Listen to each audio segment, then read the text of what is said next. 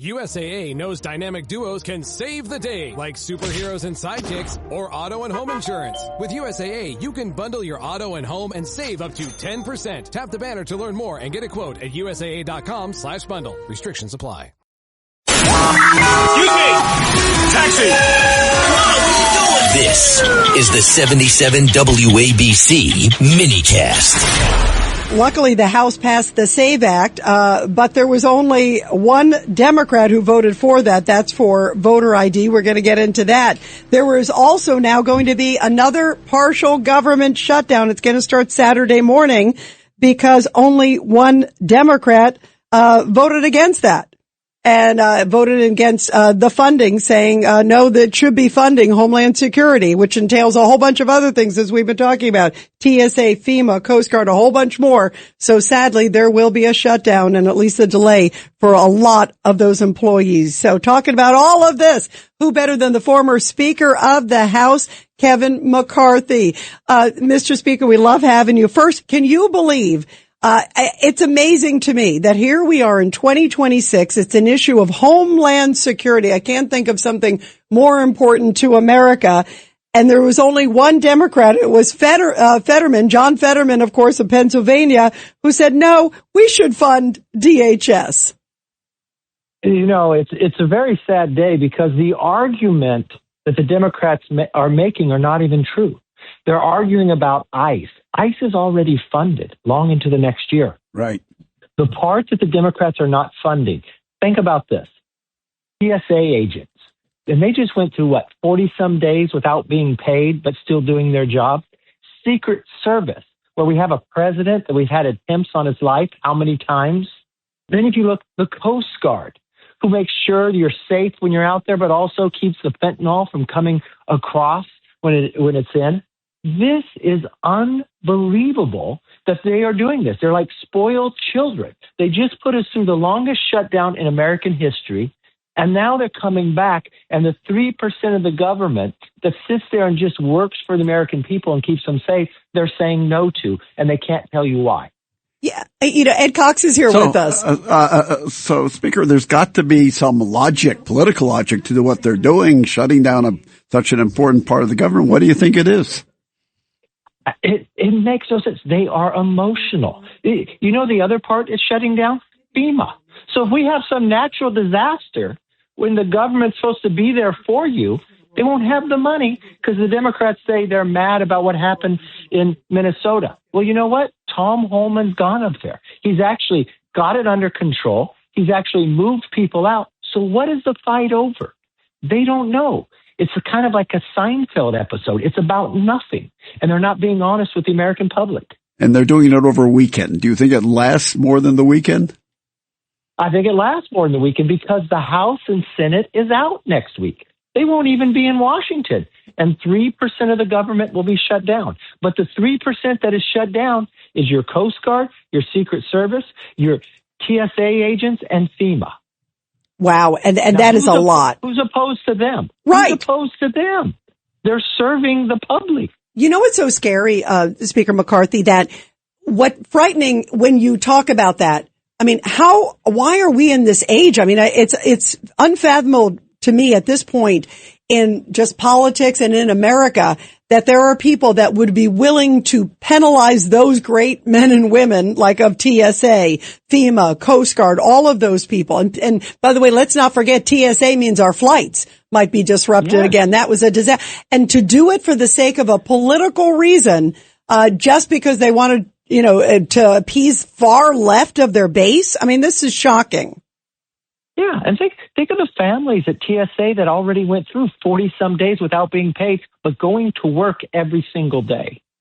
It's unfair. And I really ask all the media to be honest with the American public what the Democrats are doing. If they're saying, we're fighting about Homeland Security. No, you're fighting about FEMA, Coast Guard, TSA, and Secret Service. That's what you're saying no to because you're not even smart enough to tell the American public the ICE has already been funded long into the future.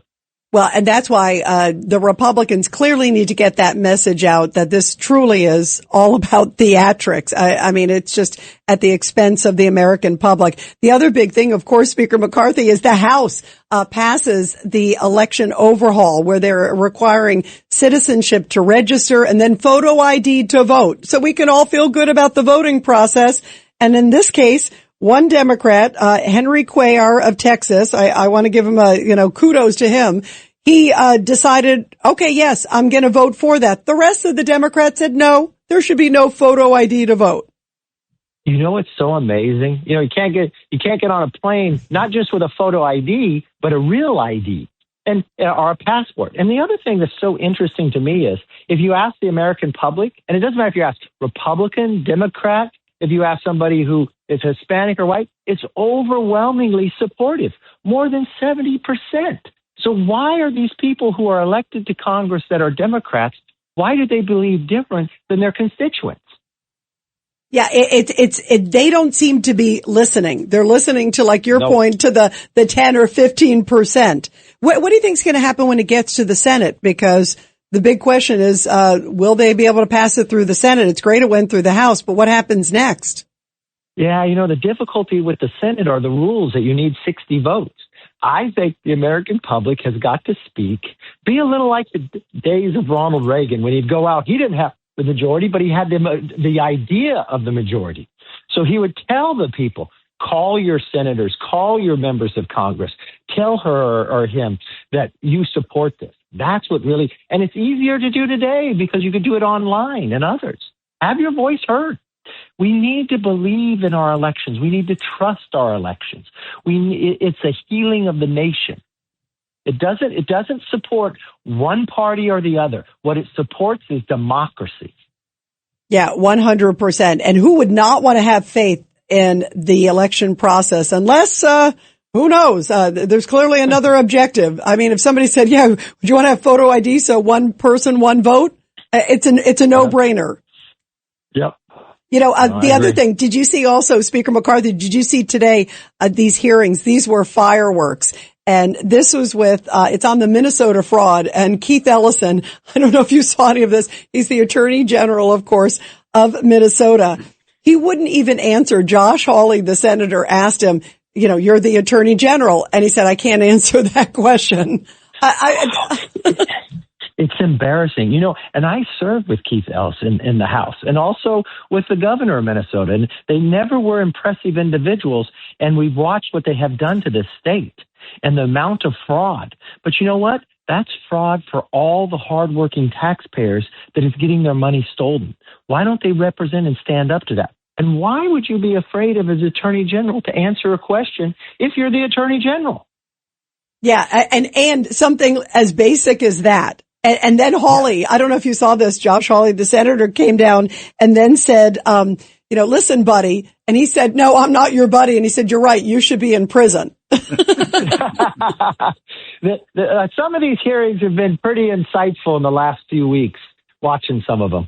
I always love to watch Bassett, our Treasury Secretary, when he's up before it. He is smart. He keeps his calm. He keeps his cool. The Democrats try to play games, and he answers the questions. He doesn't take the fifth. Yeah, no, he was masterful. I'm looking at Ed very Cox. impressed. But he knows what he's talking about because he specialized in investing in macro issues, which is what the government's basically about as far as the Secretary of Treasury is concerned. And he's very cognizant of it. And the members of Congress who are questioned just don't know what's going on in that area. They just don't understand it. Yeah, it was like a master class watching. Exactly. Yeah. Well, Mr. Speaker, thank you. We always love hearing from you. We want to see more of you because you're the best. All right. Well, I appreciate you all. You all have a good weekend. Thank you very much. The former Speaker, Kevin McCarthy.